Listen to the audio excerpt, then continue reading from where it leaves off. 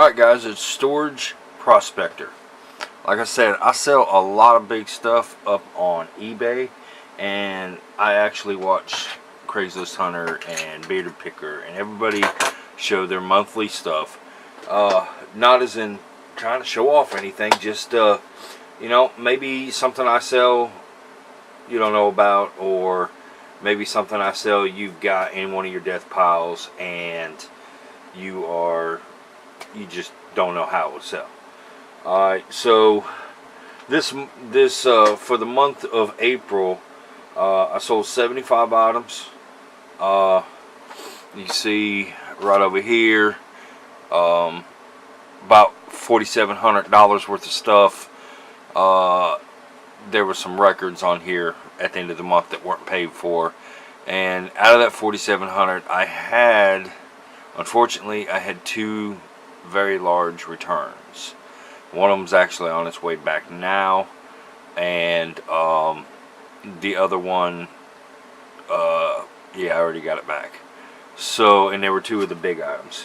So out of 75 items, 32 of them were under 20, and I'm not really showing any of those. I grabbed a bunch of ones I can show you that are from $20 to $100. I had 39 of those, and I had 4 things that were over 100. One of the 100 items got returned and from not working, and the one that's coming back also is also saying that it's not working. Now, I had the item tested, it was working. Until I get the item back, I don't know if the lady, maybe she's sending me back her bad one, and I have a copy and pictures of all the serial numbers. So that's just one of those things you got to worry about eBay on a return, that somebody buys something and then sends back their bad one. So I've had it happen before. I fight it with eBay. Usually I end up winning if I prove that all this, plus I can go back to the shop where I had the thing tested that said that it worked, and they could possibly give me a letter saying that they tested it and said it worked, and this lady's saying it doesn't work. So she's sending it back now on her own dime, because I have a 0 return policy. I do returns if stuff doesn't work. Get them to send it back, so I ain't got to pay for it to come back. And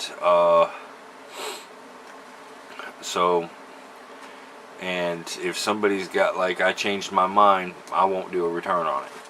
I got tired of doing that stuff on eBay. So let's get into it. And here I got these collection of records. Now, it ain't my cup of tea. There was I ended up getting 50 of them from Brandon. He had bought them from Randall, and I think Brandon said at auction he paid $20 for these 50 albums from Randall. And so I didn't pay anything for them. Brandon dropped them off. I list them, I ship them. The net profit after supplies, shipping, and all fees, we split 50-50. So this one went for $61. And on records, I charge shipping on all these records. So, and these guys that buying these records, they really they don't mind paying the shipping. Now, if they buy 2 or 3, they usually want to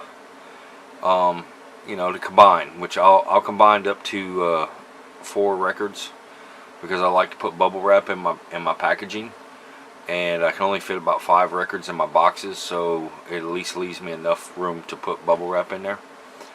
So I sell a lot of records. These records I got from Brandon, we sold a bunch of. So here's another one of the records. I don't think this is one that hasn't been paid for yet. And he's got about another day to pay for it before my automatic payment will be hit on him. But again, it's It's one of those things, you know, maybe I'm not making a fortune off of it, but I didn't pay for it. And these records we sold, I ended up putting 30 of the 50 on eBay. And these records are considered Oye, punk, skater, and it's not death metal. Some of the albums would actually, if you use Discogs for grading and selling, like this album and a couple other ones I sold, they won't even allow them to be sold on Discogs. So it's because the contents on them. I really don't justify it, but it's all about making money, and money was made, and I'm good. Alright, so another one of the records, and you see, just went for crazy money.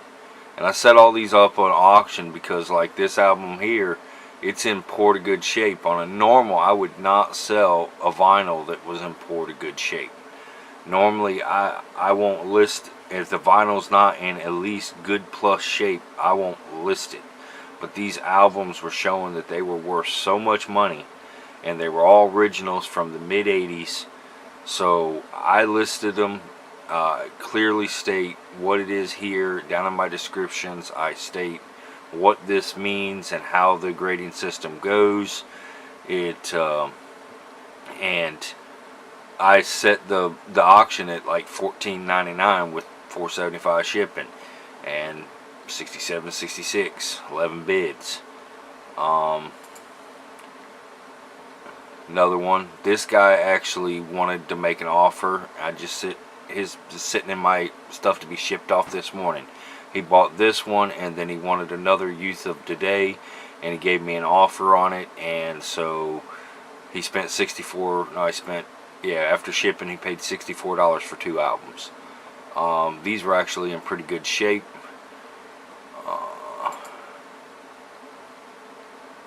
This one, I think I started this one at $49. It's an original. It was a German print. And if you're looking at getting in records, the Discogs is the best.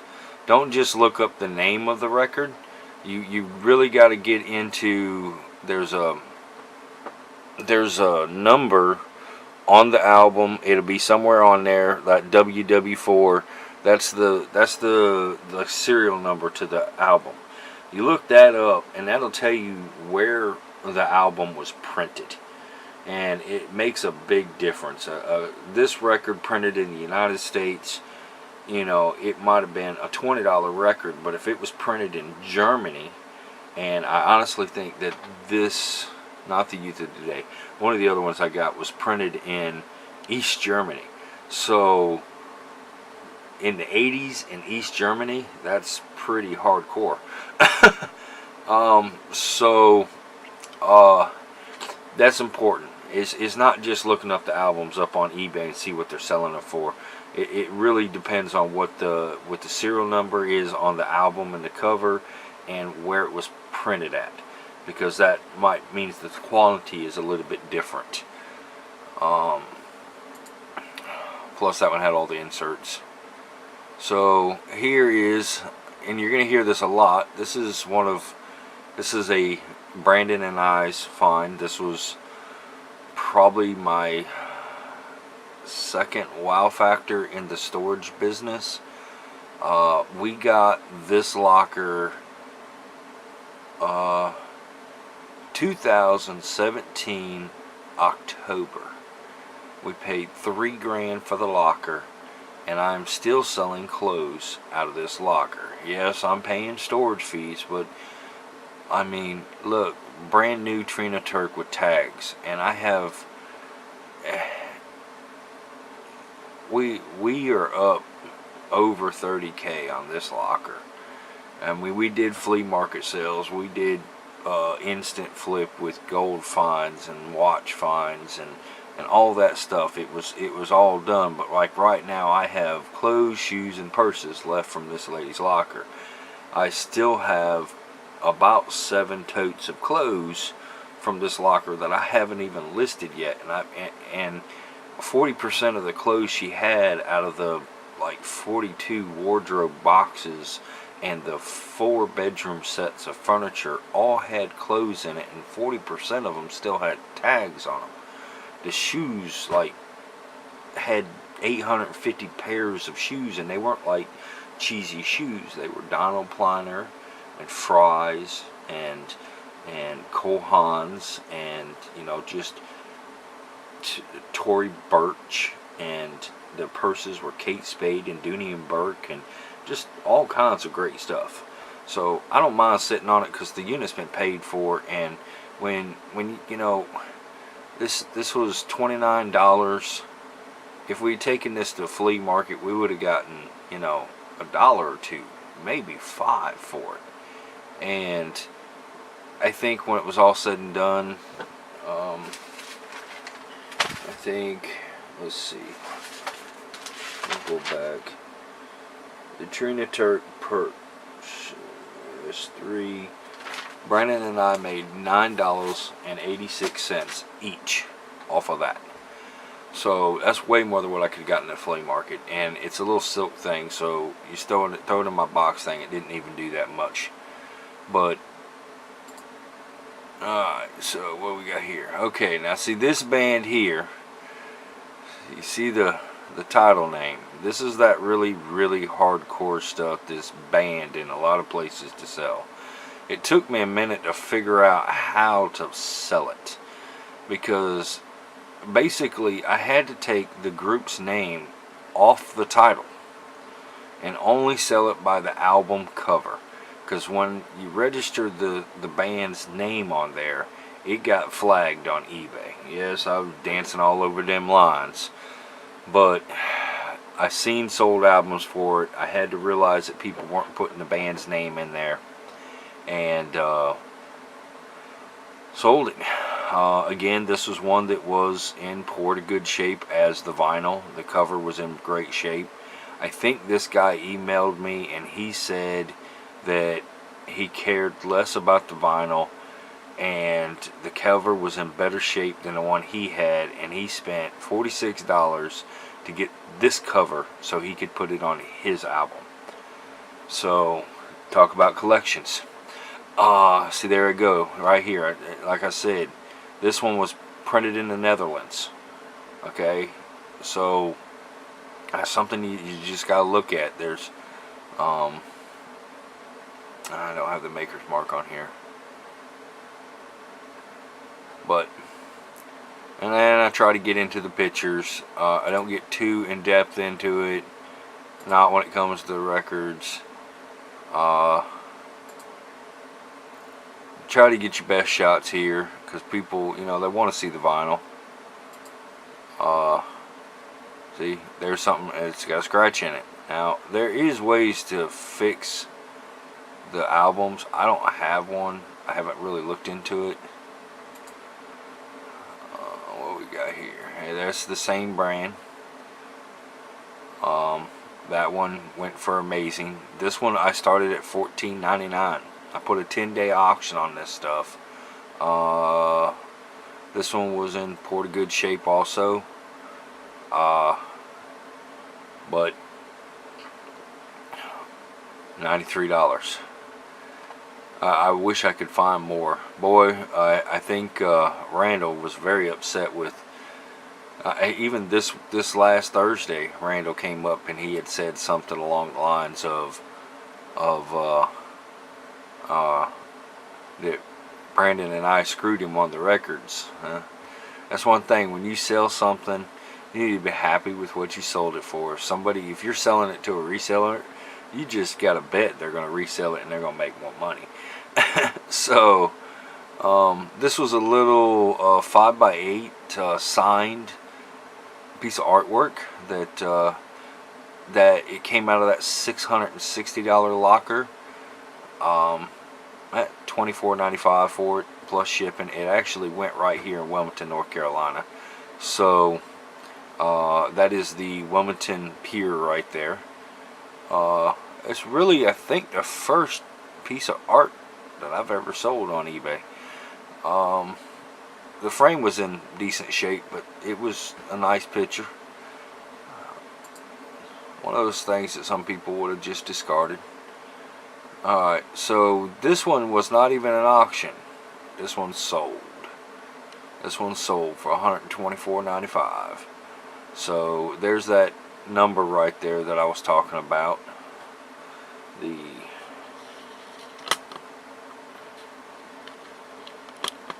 Didn't see that the camera went down a little bit. There's that number right there, that RR91. That right there tells where it was printed and any information you want to know about the album. It'll tell you from that number. So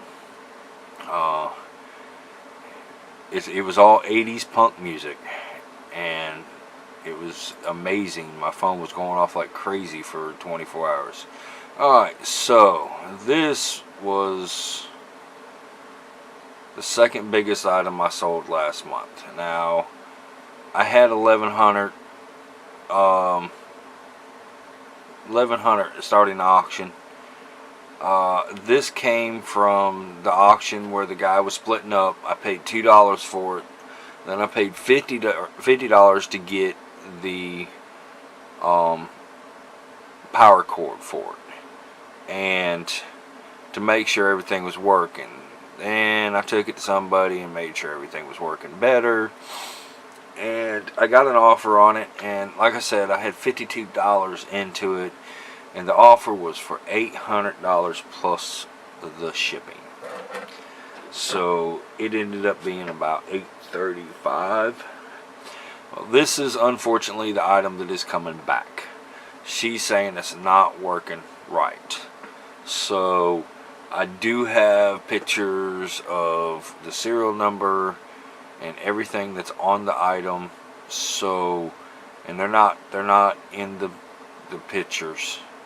There's on the back, the very bottom of this, there's another picture besides that one that shows serial numbers and everything on it, and I didn't put it on these pictures. Maybe I went wrong on that, but I don't put it on there because somebody might want to try to doctor the original to put it with theirs. So it's coming back. She's paying the charges for the coming back. If it is the one that I sold her and it comes back, I'll refund it. $800 does suck, but I do leave reserve in my PayPal just in case stuff does get returned so that it doesn't hurt me. And if you have the capability of leaving money in your PayPal so that you can do that, it's always a good thing. So that's one of my big returns. Worst case, I'm hoping, is when it comes back, if it isn't working, either for $800 and I got 52 into it, I might spend to see what it takes to get it fixed, because I'll have a lot more into it because I'm returning the money to her. But we'll see about it when it comes back. Alright, next on the docket. Okay, this is TV parts. If you don't know, or you've got any kind of electrical skills at all,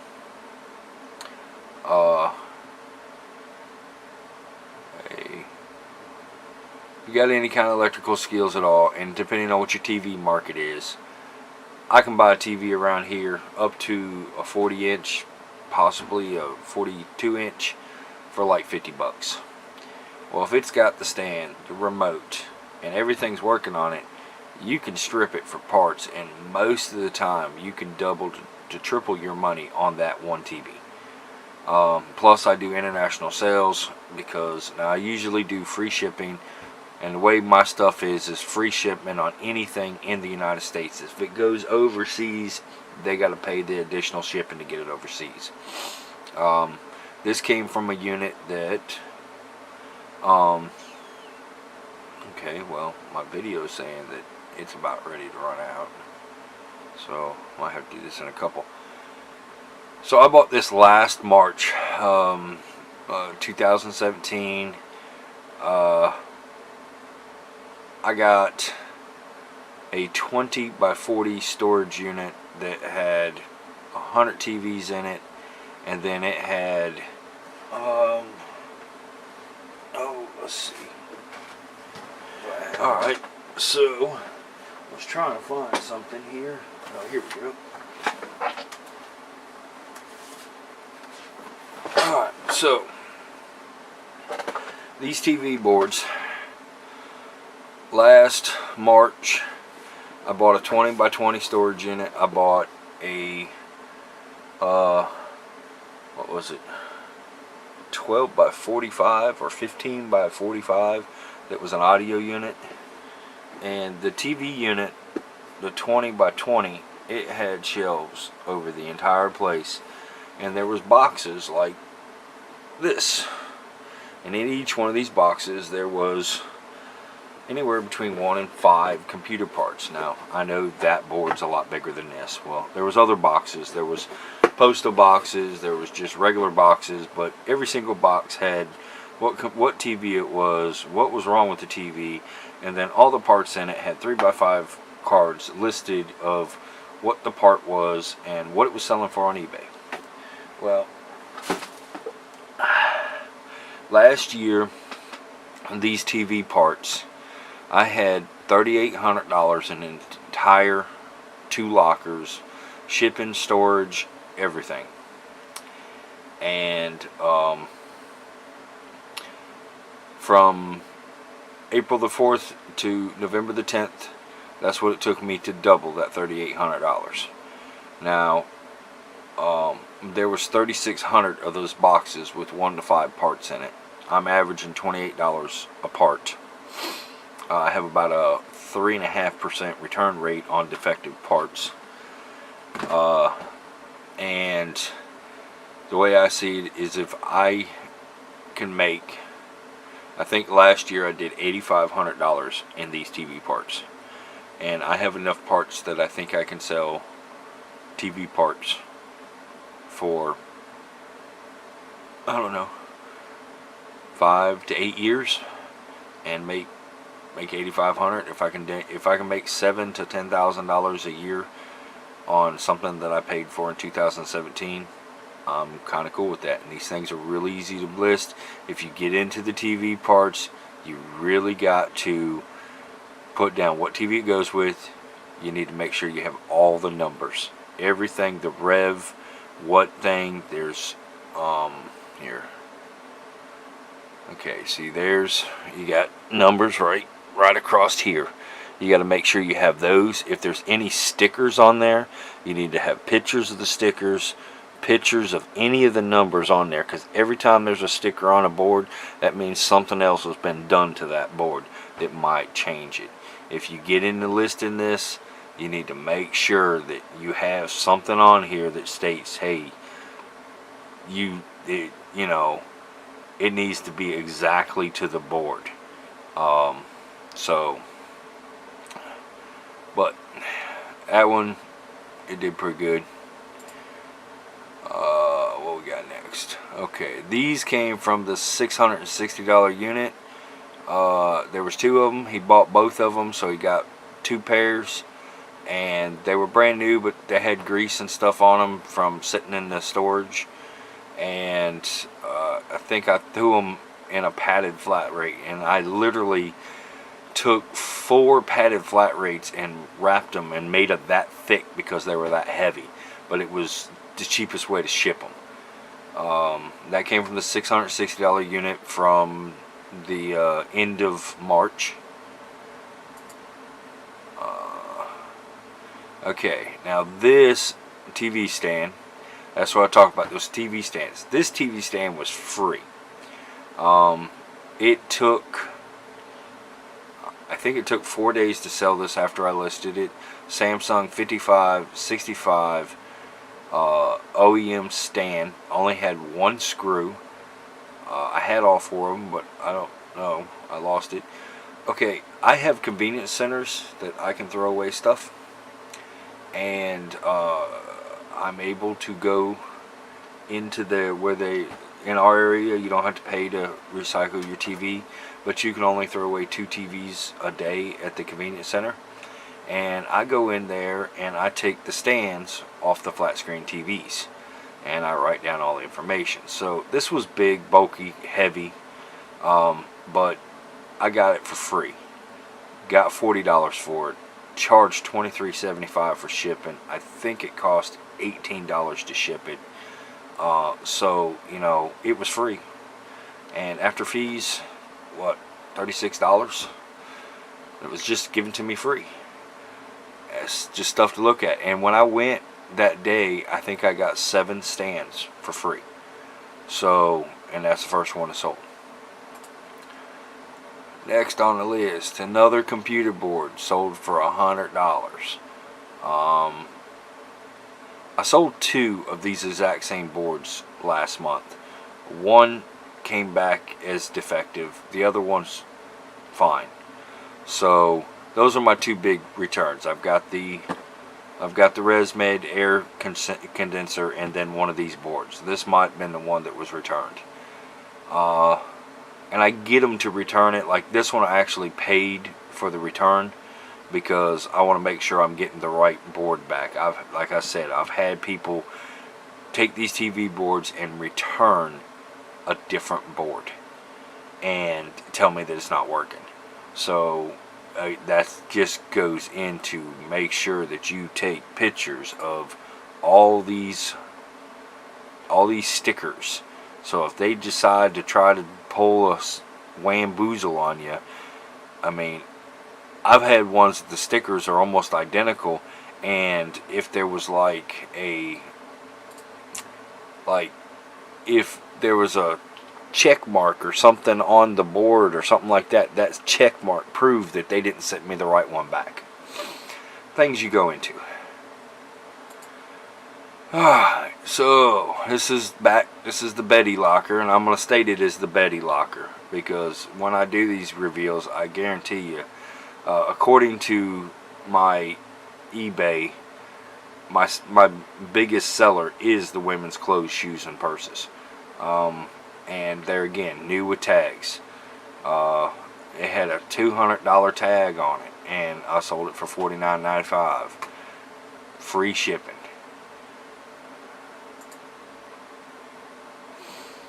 Another Betty locker, brand new with tags. I think this had a $98 tag on it, and $34.95 free shipping.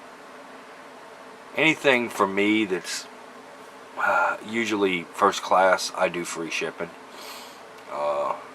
Alright, so this is something where it really matters when you post stuff. I got this last year at an auction. I bought a whole storage unit that had restaurant stuff in it. This is one of the items I wanted. Anything Nemco for restaurant stuff. I had a powered Nemco one. Oh, I sold the crap out of that one. I had this one, and the manual part of it wasn't working real well, but it was real simple to take this thing apart. Just had to take these bolts out right here and take the bolt off of there and slide everything apart, clean it all, and put it back together. And then ran it through the dishwasher and made sure it was really clean. Now, when I advertised it, I said in great shape. I said professionally cleaned, ready to go. So it went through my dishwasher, and I took it apart and I cleaned it. So I'm selling it as professional cleaned. I paid I think I paid $300 for the storage unit. I got this out of it. I got 2 Nemco food warmers, a stainless steel table, and then I got, unfortunately, I got 300 buckets. And they were pickle buckets that the restaurant, the coffee shop, was putting their receipts in from 2010 to 2018. Now, I had to get rid of all those receipts, but they were buckets with the lids, and they were clean buckets. They smelled like pickles because they were pickle buckets. And that unit I sold, when I got rid of all the receipts, I actually found $100 in a paper clip in one of the buckets. And I sold all the buckets for, I think, $3 a bucket. And I sold them all within, no, There's 300. I sold them for $2 a bucket. I sold them for $2 a bucket, and I sold them within 3 days, making $600 just off the buckets. And then I made the $100, $700, and I have this one up. When I posted it back in November, I put it up for $74.95 with $24 shipping and handling. And there was a bunch of used ones up there. It didn't sell. And when I went to Kentucky, I couldn't take big bulky stuff like this. I took smalls. So I took the listing down, and I went up and I put it back up as auction in March, and I started it at the $74.95, because when I went up there this time, the only thing up there was brand new ones, and the brand new ones sold between $275 and $350. So it's just on when you put stuff up, because I only expected to get 75 bucks for it. Hey, I got $218 for it and charged for shipping. Just if you're listing on eBay and either you're gonna have to sell it super low if there's a ton of people out there with it, or you're gonna have to you know, you're gonna have to just watch your market. Alright, so this actually came from the estate sale, and so I had to split this with the estate that I did the work with. But I had this on local market up in Kentucky. I had it in a local market here, trying to get $250 for it with the case, and kept telling everybody that it was a $300 to $400 saw, and because I seen sold listings on eBay. Well, got $350 for it with free shipping, and it was very heavy.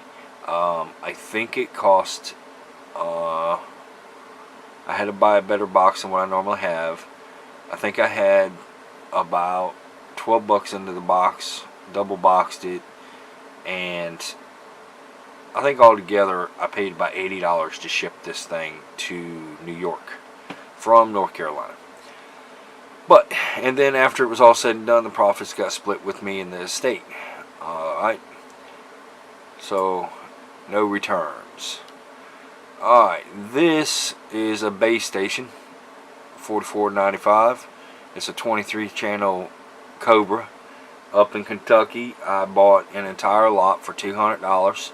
It had this Cobra with it. It had a couple mics. It had a Palomar 300 amp, and it had a DAX 10 base station. The DAX 10 I got $470 for in the first 5 days after I bought the $200 stuff. Got $44 for this one. I also bought a Camel collection off the lady for $100. So everything was working, and it was just hey, I found it and it sold. Alright, so this is a mic that also came from it. It's a Silver Eagle D104 Cobra mic, $75 plus shipping. That took a little bit to sell, because I had it like $109, and I kept dropping the price of it, and then finally I just put it up there for $75 and left it sit. I have one more mic that is also a D104, but it's not a Silver Eagle. I got it at like $34 or $39 right now. It's still sitting up there. But out of all the CB stuff, the only thing I have left is that one mic, and out of $200 spent, I'm up right around $700, maybe $650. So just keep an eye out. You got buffs. Alright, so out of the video I just showed you that I bought a unit for $1,000 that had pipe threader in it. Like I said, when I found this pipe threader, it was black. There was no, it was black. The way that this thing looks now, that's from 3 hours of cleaning. using, when it got clean, I use this on my rims of my show truck right here, this white diamond. It cleans, polishes and stuff. I put it all over this thing to make this thing look a lot better. I didn't clean the dies, and like I said in that last video that just got posted up with the Pipe Threaders Gamble, the dies I got out of that pipe threaded ones are in a lot better shape. So that's where, no return on it, charged $85 for shipping. I did it in 2 boxes because I put the pipe threader and the cutter in 1 box, and then I did another box for the dies, and they were about 74 pounds. If I had combined them and doing them in 2 separate ones, I actually probably saved a little bit of money. I think it was end up like $66 that it cost in shipping, and then probably about $12 in boxes that I used in paper and stuff like that. So it's a big item. I'm glad I found it. This came out of that $660 locker.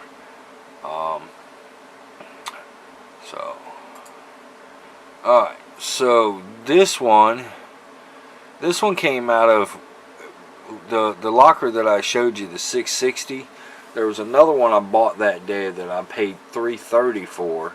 That was all pretty much tools that I sold at the flea market. And there was 2 vacuum cleaners. I sold one of the vacuum cleaners, and this Hoover battery 20-volt one, I had $35 for it at the flea market, and it was selling on eBay for about $60 for the entire vacuum cleaner. But I started seeing that the battery and the battery packs, well, sell also. And I think it took me 3 days. I was trying to get $35 for the entire vacuum cleaner at the flea market, and I threw away the vacuum cleaner and just grabbed the batteries and the chargers and listed it, and hey, it was gone. And charged shipping, so I wasn't at a loss for that. Haven't had any issues, didn't come back. Alright, so this item, this is probably one of my second biggest sellers. This came from something I bought from Brandon. He bought a locker full of arcade stuff, and after about a month of him having it, I said that I wanted it, and I ended up paying him about almost 3 times his money for what he paid for these 3 10x10 lockers. Well, I ended up getting 2 filing cabinets full of arcade, pinball, and jukebox machine manuals. I got vending machines, I got change machines, I got T2 standing arcade, I got poker machines, I got all kinds of stuff for like $800. Now, I have not kept record of what I'm selling in manuals, but I sell at least 20 manuals between $8 and $25 every month. And this is all I put. I put a front cover picture and I put a back cover picture, and that's it. I do not take pictures of the insides of the schematics because they won't need it anymore. And I have got a lot of return customers, and so not all of them are, and they're real simple to ship. All of them goes media mail. But that is about it. Like I said, 75 sales. I had $900 worth of returns, so it puts me at about $3,800 for the month. And after all fees and everything else, I probably netted 27 off of everything. Yeah, because I think when I figured up what I had into everything, like Betty's locker, I have a penny, or I have 10 cents into, I probably have a penny in a Betty stuff. Every single thing is a penny, because there was so much stuff. But I hope you guys enjoyed this. I did use my Nikon 5500. There shouldn't be any pixelations at all. It should be about the best it can be. I said that I've got a couple other things. If you guys liked it, please like, share, subscribe if you haven't. I appreciate you guys looking out, and I hope you enjoyed it and learned something. If you got any questions, please ask. I'll be whatever I can to help. Y'all have a good day. Storage Prospector out.